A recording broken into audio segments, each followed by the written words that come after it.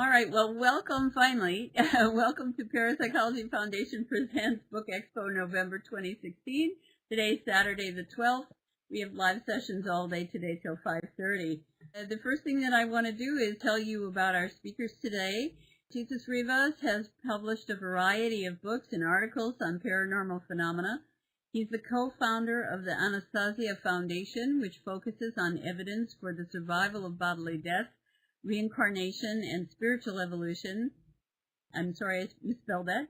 Anny, who unfortunately passed away earlier this year, made a very substantial contribution to this publication, analyzing many books and articles, actively participating in the investigation of new cases, and discussing theoretical matters.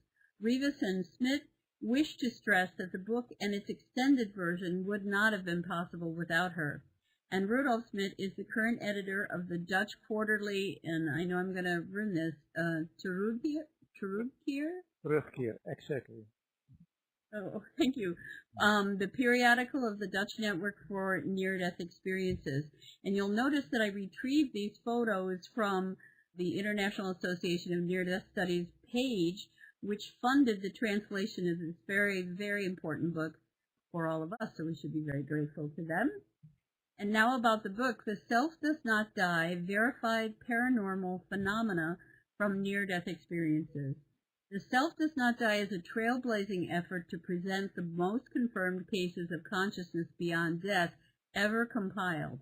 In these cases, the authors have gone back to the original sources, to the people involved in each case, wherever possible, rather than relying on second-hand sources. In so doing, they have assembled a unique collection of empirical data that any scholar worthy of the name must take into account. The book contains over 100 reliable, often first-hand accounts of perceptions during near-death experiences that were later verified as accurate by independent sources. These near-death experiencers were everyday people from all over the world, many of whom were clinically dead, unable to see or hear, and yet able to perceive new vistas of a world beyond the senses and even beyond death. So we're going to stop right here, and I'm going to get out of the way, and Titus and Rudolf, take it away. I'll be coming back in around probably 3:15, 3:20, so that we can close it up in advance of Dr. Ebrard's talk. Would you folks like to leave questions and answers to the end, or would you like to keep an eye on the chat box as we go? I would prefer doing it at the end. Okay. So whenever you're ready, just let us know that you're ready, and then I can chime back in again if some of the questions have kind of flown by. So folks, feel free to chat with each other, but maintain your questions for the end. Okay, take it away, guys. It's up to you, Titus. Yeah. Let's first introduce ourselves. I'm Titus Rivas, and I'm affiliated to several organizations, including Euthanasia, not Anastasia Foundation, Network Near-Death Experiences, and the British and Dutch Society for Psychical Research. I'm a philosopher and a psychologist, and I've been active as a psychical researcher for the past 30 years. I'm also a teacher of written courses of parapsychology and philosophy for the so-called National Trade Academy, and an author of books and articles about parapsychology and psychical research, and a range of other topics, such as animal rights and veganism. Okay, now it's up to me. Yes, thank you, Titus. Okay, well, as you understand it, I'm Rudolf Smit, and most of my working life I've been a journalist, photographer, editor, and translator, and I had also a stint in computer programming. I was editor of various journals and magazines. In my final 10 years of my professional life, I was editor and translator at a large technological institution. I've had a deep interest in near-death experience since the early days of Raymond Moody's book, Life After Life, in 1975. For the past 15 years, I was and still am the editor of the quarterly journal of the Netherlands, also known as Network NDE. Back to you, Titus. Okay. Yeah, it is asked how we would summarize the content of our book. Let me give it a try. In the book The Self Does Not Die, we present strong evidence for paranormal aspects of near-death experiences, or NDEs.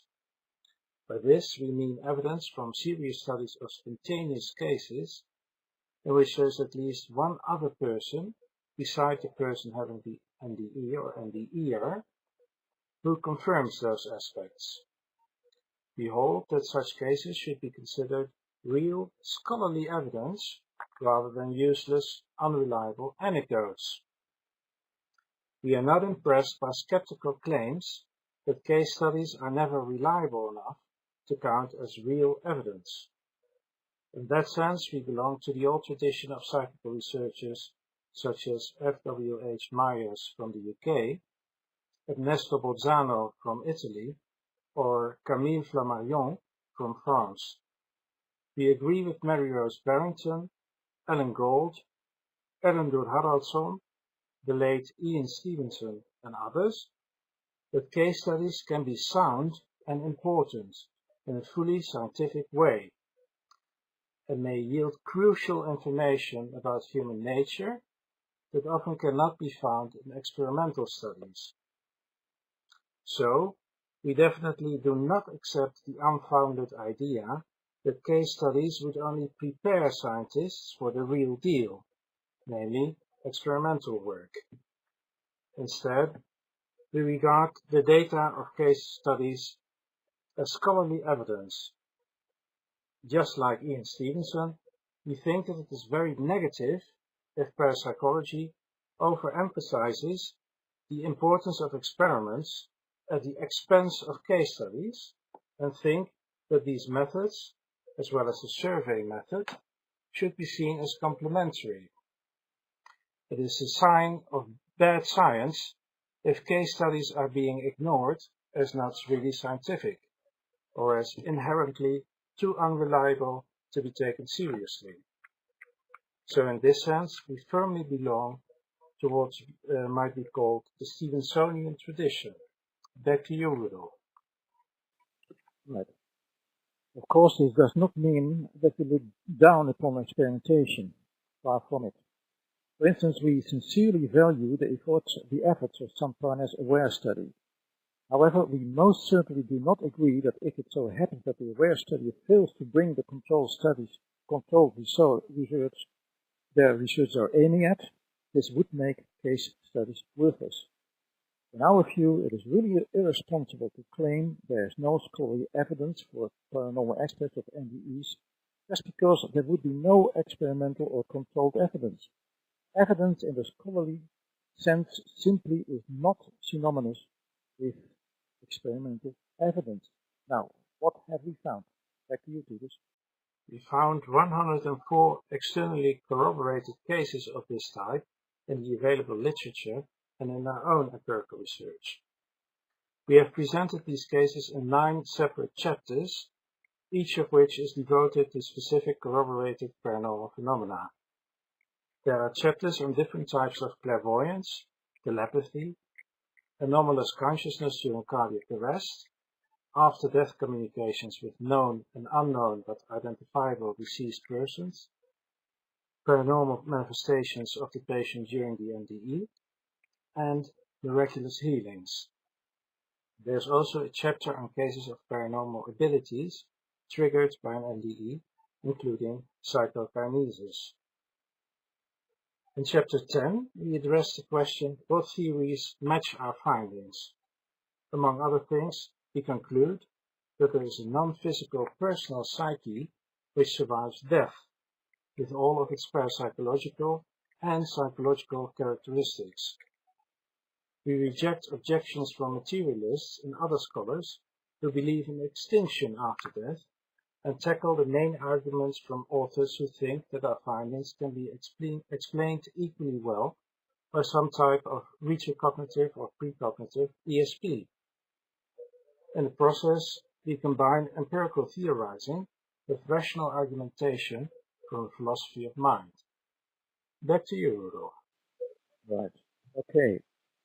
My main part is chapter 11, in which I present a thorough and critical evaluation of the positions of major skeptics, such as the one occupied by anesthetists, detailed relay of some of the best known cases in the field. More about that elsewhere. So now we go to the question, what motivated you to take on this project? Back to you, Titus. Yeah. Well, what motivated me personally was a desire to know what the evidence in this field consisted of.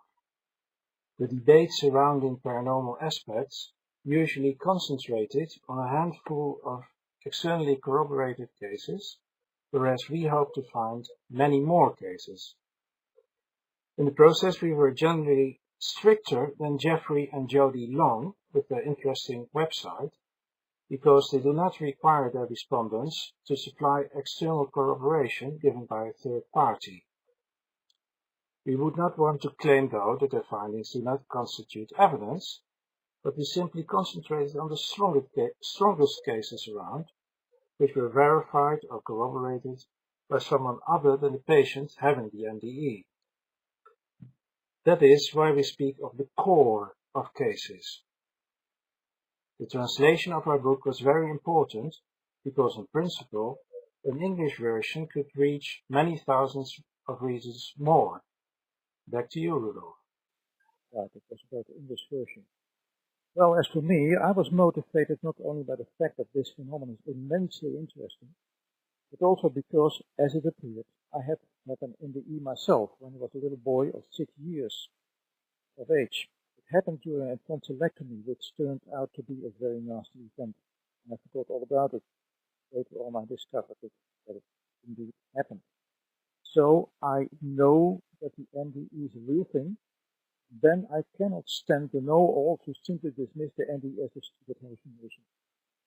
Now we go to the next chapter. What was the process of crafting the original book and the translation to English like for you? Yeah, well, Anny, Dirven and I first made a list of the dozens of books we had in our personal libraries, and we bought copies of several other titles.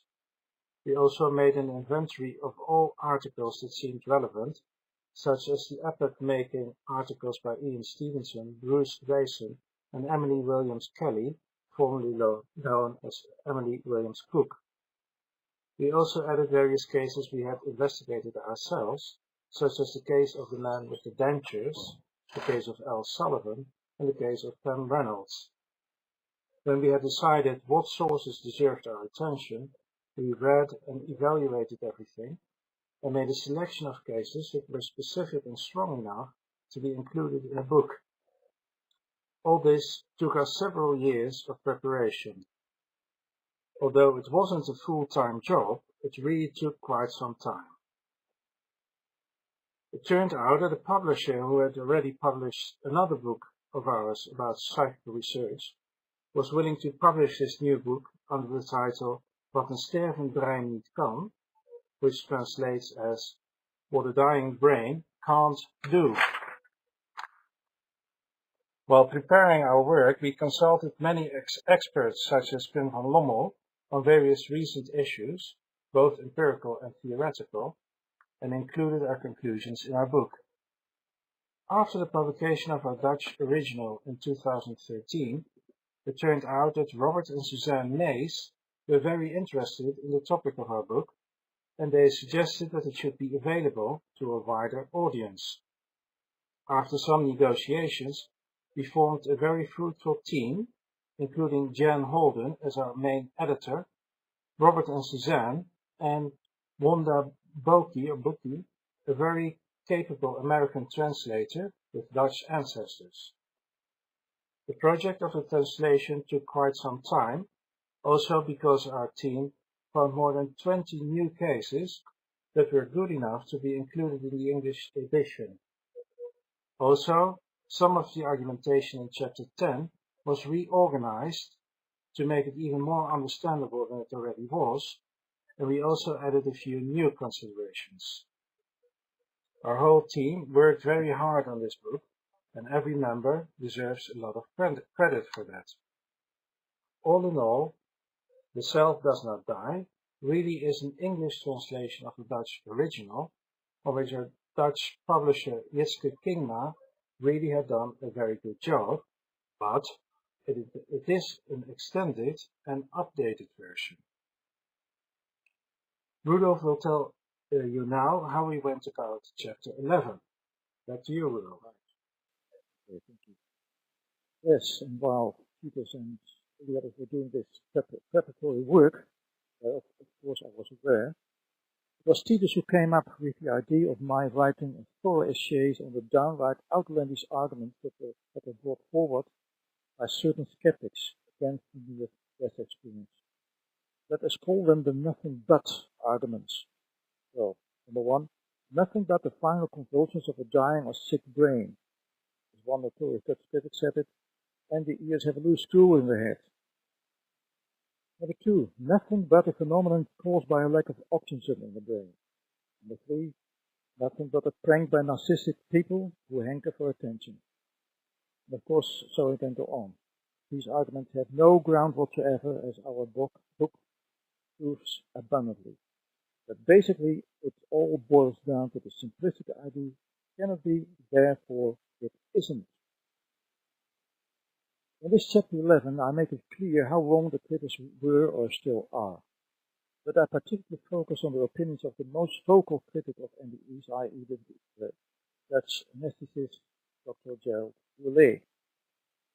Although I'm happy to say that he is one of the critics who is indeed well informed, that his ideas are rather based on a strongly militant atheistic worldview, hence an ideology, than on the true facts.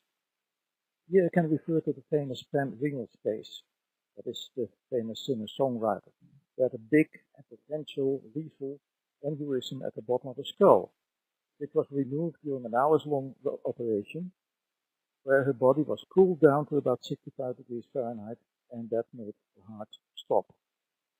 And during that operation, she had a deep NDE containing many verifiable observations that afterwards would all be verified as true.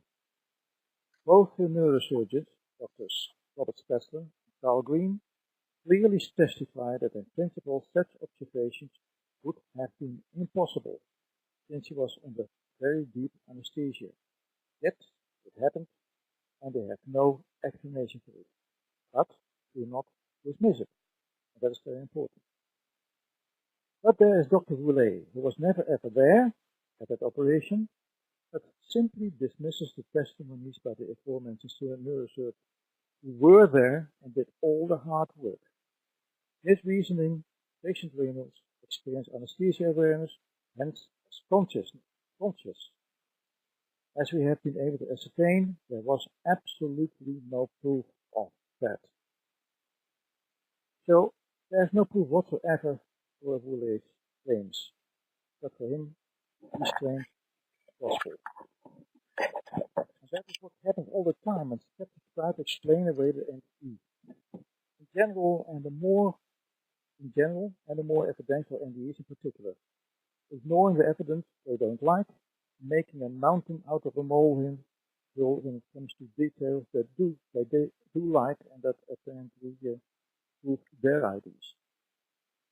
Now let us elucidate some more of the cases we have collected. Up to you, Peter. Yeah, thank you, Rudolf. We have prepared a few short summaries of cases. And the first one is the case of a patient who saw a penny, that is a coin, on a cabinet. This is a case of extrasensory perception outside the normal range of the physical senses. I mean, this is a case of extrasensory perception outside the normal range of the physical senses. It's like this. Two PhD level nurses, Linda L. Morris and Kathleen Navel, interviewed 19 colleagues about their experiences with patients who had been close to death or who had had an NDE. The nurses reported all kinds of experiences, and one nurse told of a patient who had had an out-of-body experience, OBE, during cardiac arrest. She told Morris and Navel that the patient described the CPR and also said that there was a penny on top of one of the cabinets. The nurse happened to mention this to another nurse who actually looked up there and indeed found the penny. That's the first case. Back to you, Rudolf. Right. Now the following case is not only remarkable but also, let's say, moving. According to Bud Steiger and Shirley Hanson Steiger, an article in 1995, physician K. M. Dale reported the case of Eddie Cuomo, a 9-year-old American boy. This boy had suffered a high fever for about 36 hours as his parents and medical personnel watched over him. When the boy came to at 3 a.m., he told his parents that he had been in heaven. He had seen his late grandpa Cuomo, as well as Aunt Rosa and Uncle Lorenzo. And his father thought it was embarrassing for Dr. Dale to have to overheard Eddie's story, so he tried to discount the story as some kind of hallucination. Then Eddie remarked that he had also seen his 19-year-old sister Teresa, and that she had been the one to tell him he had to go back. This report unsettled his father, because only 2 nights before he had spoken with Teresa, who was a student at a college in Vermont, a few hundred miles away. Eddie's father even asked the doctor to give Eddie a sedative. Now comes the crux. Later that morning, Eddie's parents called the college. They learned that just after midnight the previous night, Teresa had been killed in a car accident. College officials had been trying to contact the parents to inform them, but had been unsuccessful, because the parents had spent the night at the hospital with their son, out of communication. They used to realize there were no cell phones at the time. Can this be denied? I don't think so. Yet there are critics who say nothing but a coincidence or a story made up to so as to become interesting. Mind you, for critics it's all the easier to say no than this. Yeah, thank you. Here's a third case, the case of Mark Boss, which is also a case of an NDE, which happened during cardiac arrest. The NDE of a young boy, Mark Botts, was investigated by both Melvin Morse and Kenneth Ring with Evelyn Ballerino. Throughout infancy, Mark had suffered from tracheomalacia, which is a floppy windpipe. When he was just 9 months old, he developed serious bronchiolitis and had to have an emergency tracheotomy, during which he went through cardiac arrest. The doctors worked for some 40 minutes to resuscitate him. After the resuscitation, no one ever told Mark that his heart had stopped and that he had been clinically dead. At the age of 3, Mark saw a Christmas pageant that brought up memories he had of the emergency operation, and he suddenly started talking to his mother about it. He talked of having seen the nurses and doctors bending over him as they tried to wake him up. He had flown out of the room and seen his grandpa and grandma crying while they held each other. He had the impression that they thought he was going to die. Then he saw a long, dark tunnel, and he crawled up it.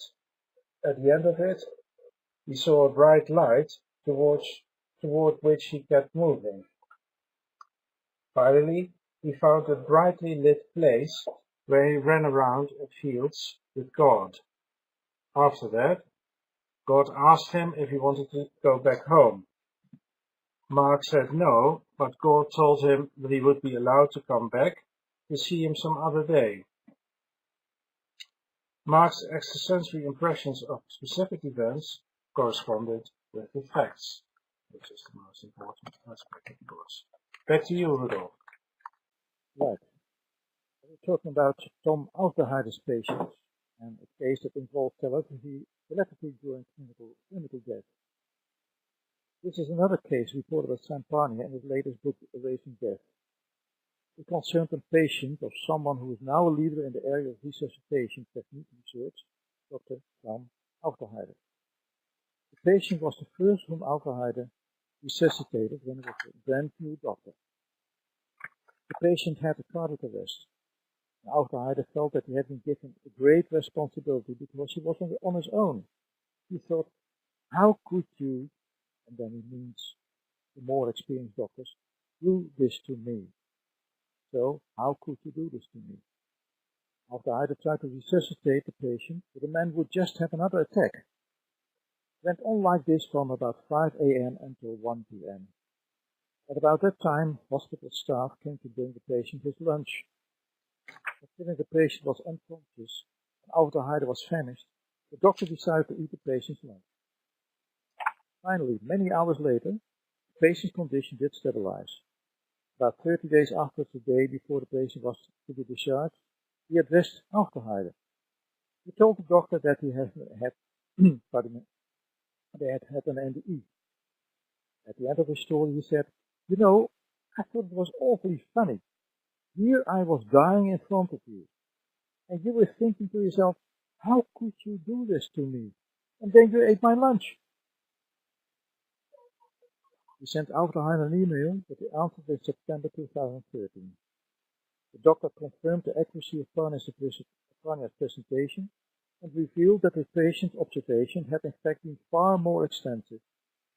The man had told him that during his NDE he had been able to witness a conversation in the hallway between Alpha Hyder and the patient's wife, and that he had observed a cardiac monitor that was outside of his physical field of vision. Alpha Hyder pointed out that the patient's more paranormal impression started at the time when the patient's resuscitation had not even been started yet. The patient received a thought that popped up in the doctor's mind. How could you do this to me? Before the resuscitation had begun. Alpha Hyder wrote us, that caught my attention, and to this day I have no explanation. Back to you, Titus. Yeah, I'm just seeing that Carlos Alvarado has typed lunch, but I hope we get a chance for completing it first. It won't take very long. Melvin Morse described the case of 63-year-old Olga Gerhardt of San Diego, California. In 1988, a large part of Gerhardt's heart was attacked by a virus that impaired its function.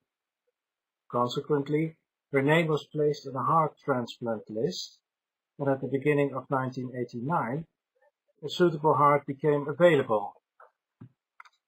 The family, intensely concerned for her, filled the waiting room.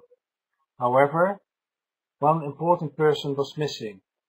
Her son-in-law, who had a fear of hospitals. He remained at home, waiting for what he hoped would be a happy ending. During the transplant, unexpected complications arose.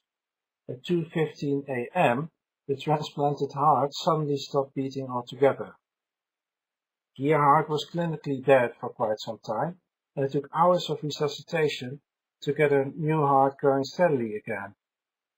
The next morning, the medical staff told the family that the operation had gone exceptionally well. They were not told that Gerhardt had almost died. The wife of the son-in-law, who had stayed at home, called him to share the good news. He claimed that he already knew that his mother-in-law was doing well because he had heard it from her personally.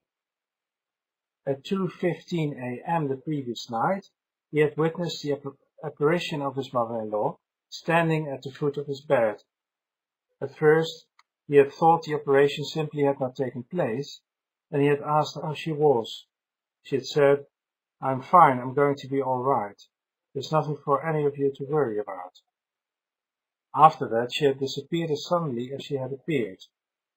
Her son-in-law had not been afraid of the apparition, but he had immediately gotten up and written down what time he had seen her appear and what she had said. When Gerhardt regained consciousness, her first words were, "Did you get the message?" She told her family that she had had a strange dream during the operation. In it, she had left her body and for a couple of minutes watched the doctors who were working on her. After that, she saw her family sitting in the waiting room. She tried to make contact with them, but was unsuccessful. In frustration, she decided to go to her daughter's house some 30 miles away from the hospital and seek a connection with the son-in-law. When she got there, she had stood at the foot of his bed and told him that everything would be all right in the end.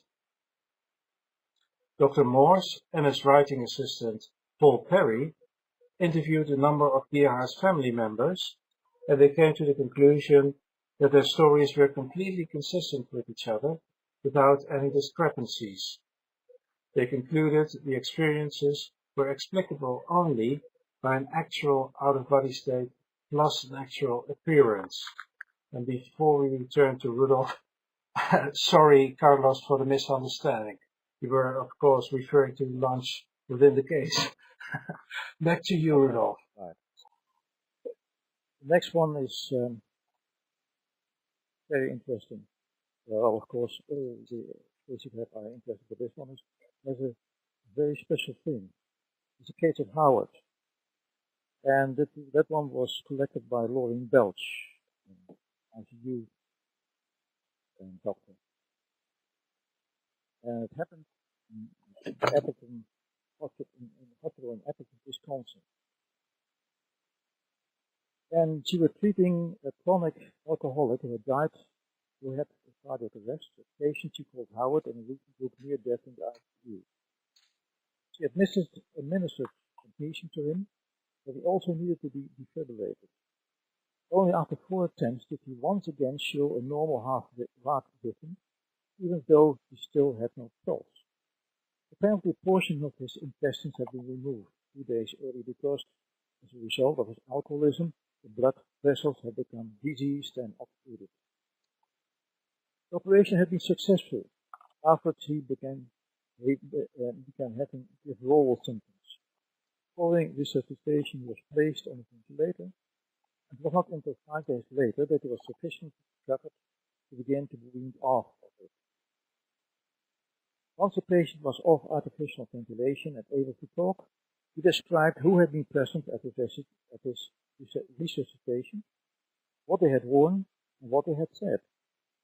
The events he perceived had occurred when he certainly must have been unconscious. Welch was particularly impressed by the detail of his visual observations, which he had made from up above. He provided a thorough description of resuscitation from the beginning. Early in his NDE, Howard felt himself shoot out of his head. I felt myself rising up through the ceiling. It was like I was going through the structure of the building. I could feel the different densities of passing through insulation. I saw wiring and pipes, and then I was in this other room. It looked like a hospital. It was different, very quiet, and it seemed like no one was there. There were individual rooms all around the edge, and on some of the beds were these people, except they were not people exactly. They looked like mannequins, and they had IVs hooked up to them, but they didn't look real. In the center was an open area that looked like a collection of workstations with computers. Then Dr. Belt wrote, "That is when my jaw really dropped." Stole a look at the nurse who was deeply surprised. But we knew that Howard didn't. It was right above the ICU, a nurse training center where new hires, IVs, spent a few days rotating different scenarios. There are simulated hospital rooms around the perimeter with medical mannequins on some of the beds. In the center, there is indeed a collection of workspaces with computers. Now we go to the next point. What goals did you have for the work? The most important theme, the audience you wanted to reach, the key thing you wanted your readers to learn. Up to you. Yeah, most of all, we wanted to collect all the available data and corroborated NDEs with paranormal aspects in one book, both because of the implications of such cases for science and philosophy, and also to restore the dignity of NDEers, who, according to materialistic debunkers, are simply hallucinating. The book is meant for anyone with an advanced level of education and a basic interest in near-death experiences, parapsychology, psychical research, and the philosophy of mind. We wish to convey the message that the evidence for paranormal phenomena surrounding NDEs is really strong and should count as scientific in the sense of scholarly evidence, rather than being dismissed as mere unreliable anecdotes. Also, We want to share our conclusion that the evidence certainly falsifies materialistic theories and demonstrates the existence of a non-physical self that survives the cessation of brain activity with its personal, psychological and parapsychological dimensions. We also claim that the evidence is convergent with the evidence from other fields of survival research, such as investigations of cases of the reincarnation type, as studied by Ian Stevenson, Andrew Haraldson, or Jim Tucker. So the next question would be, how has the book been received so far? And continuing with our story now. So far, it seems that our readers really like the book, with only a few exceptions consisting of hardline debunkers such as Gerald Worley. We already got 17 5-star reviews on Amazon USA, 2 5-star reviews on Amazon UK, and 2 5-star reviews on Amazon Germany. Sales are also going well. With a bit of luck, we'll need to publish a second edition of the book before long. Also, we've already had 2 requests of permission to use the book in the university course. There's even a very real chance that the book will shortly be translated into Italian. And now that there is a Kindle as well as a paperback version, we expect sales to go up even further. And then the last question on the slide, what's next? We would like to do a similar study on externally corroborated aspects of deathbed visions, that is, paranormal aspects of course, and also of terminal lucidity and shared death visions, or shared death experiences in general. We would use the same kind of methods we have used for The Self Does Not Die. Well, that would be it. Thank you very much for listening to this. I'll give the word to Nancy now. Back to you, Nancy. Thank you very much. Anybody has any questions? We have some time, definitely, at least 6 minutes, maybe 10, to take some questions before we have to break ahead of Dr. Evrard's presentation. But thank you guys very much. This is a very important piece of work, and it's wonderful to see not only that you're pulling the evidence together, but crafting some of the detail in such a way as to anticipate the usual skeptical tropes. It's hard to honor them with something more respectful than their almost literary devices that skeptics tend to trot out when they want to defend themselves from having to deal with something that conflicts with their worldview. That's right. That's excellent. You see at the right, many clapping hands. Well, thank you for that. Many clapping hands, exactly. Oh, wow. Sorry, go ahead. Yeah, Robert has just added a link to the YouTube file of the presentation, of Rudolf's presentation at the IANS conference. Wonderful, wonderful. Carlos has added the interview. Yeah, and I have copied already the chat, and I will be doing that one more time before we close off the session. So the attendees will be able to download the chat and use the links live. And 800 books, 800 copies is a marvelous amount for books these days. Sold. That is fantastic. Yeah, wonderful. And we'd like to thank Robert Mays and Suzanne Mays and Jan Holden, as you did, for being involved with this project. The first time I heard about the book, actually, I heard about it from Jan. She gave 2 lectures for us last year in our massively open online course that we do every January and February. And she was mentioning the book. Ryan Williams is asking, do many of the cases you found involve veridical perceptions of people or events in other rooms or buildings apart from the one where the patient's body is located? Well, I might try to give an answer to that.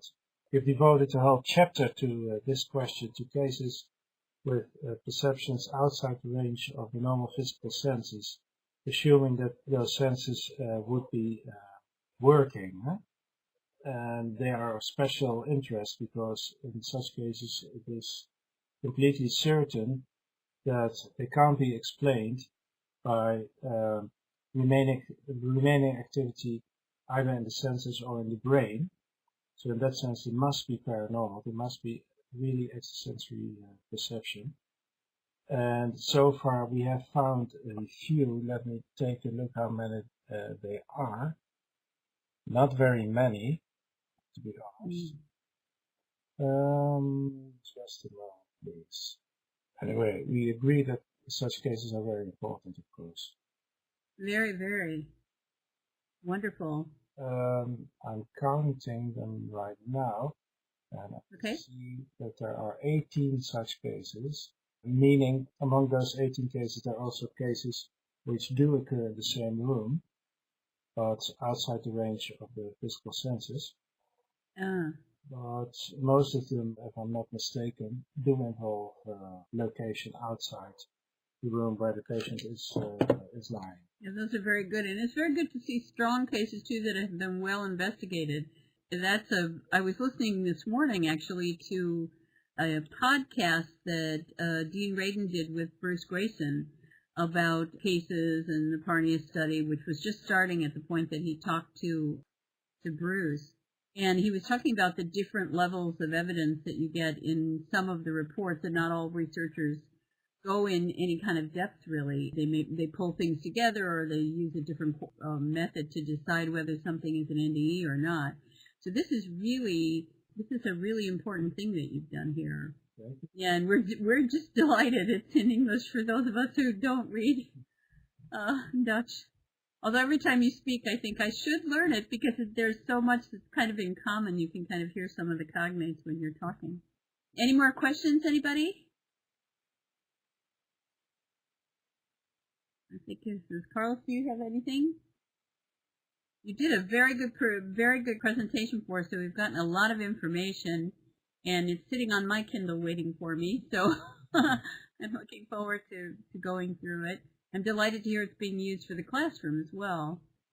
So people are congratulating you, and Lisette is thanking you very much for participating. We really appreciate not only your presentation, but also your patience with our post-upgrade problems today, although I'm not sure what happened to my computer. Thank you for all of your efforts, both to you and to Carlos, of course, and the other people in the organization. Thank you. Well, thank you very much, and I hope that you're going to be doing many, many more presentations like this. And I have just copied the chat, and all the links that Robert put in there are available, and everybody's comments and questions and so on. So that will be useful for all of us later on. So I'm going to move on to the next bit about. Just for a second, we'll say thank you again, so don't go away. Here we have on this slide, which is, you remember, if you're in the course, you can download the link to get to the Amazon paperback, and then from there you can get to Kindle and whatever else. And that will be live if you download the PowerPoint. Our next presentation, which is coming up in about 14 minutes, it will be from Dr. Renaud Evrard, who's a French clinical psychologist, and it's his survey of 150 years of parapsychology, the legend of the mind. And I have to say that he did something very similar to what you folks were doing. He did a combination of publications and archival research and talking to either the individuals themselves or family members as he built up his book. So that's wonderful when we get something so deeply researched, both in near-death experiences and just in any kind of thing in parapsychology. It's great to have something that's so closely researched. It's just a cut above the other kinds of books that we get. So thank you very much, and I'll be turning off the session now, and I want to thank you again for your patience, and thank you, Titus and Rudolf, for your presentations. They were very clear and very nicely done, and urge everybody, if you haven't done it yet, go out and get yourself a copy of The Self Doesn't Die, and let's get this thing over 1,000 copies so they have to go and reprint. That would be wonderful. Yes, would be the first time for me. Okay. That would be lovely. Yeah, definitely. Okay, that's a cool. Well, we'll. we signing out then? Okay. Thank you so much, both of you, and we'll see you, everybody, at 3:30 in a survey of the 150 years of parapsychology, the legend of the mind in France. So see you guys, and thank you, everybody. Thank you guys. It was a wonderful presentation. Thank you. Right. Bye-bye.